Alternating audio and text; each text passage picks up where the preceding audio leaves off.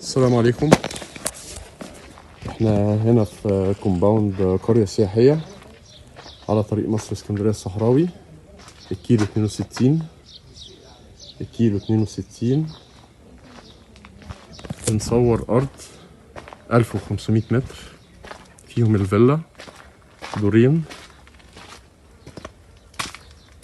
والحديقة بتاعتها.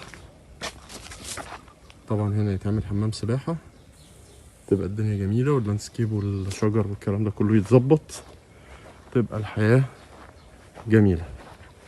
كومباوند دوت كومباوند محترم جدا.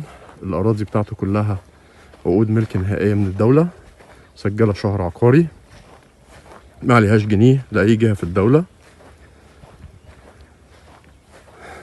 ودي الفيلا دورين.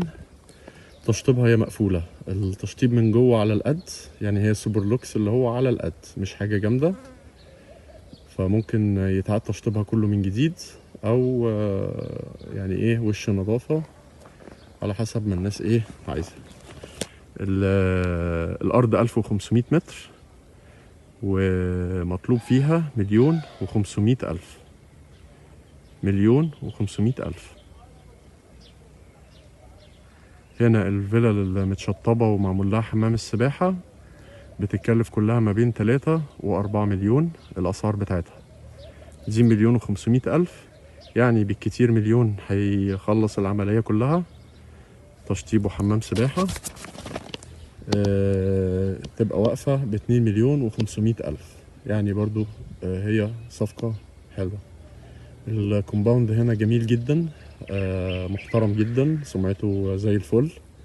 الأراضي كلها زي ما قلنا كلها عقود نهائية من الدولة ومسجلة شهر عقاري، وبيننا وبين كارتة القاهرة 36 كيلو.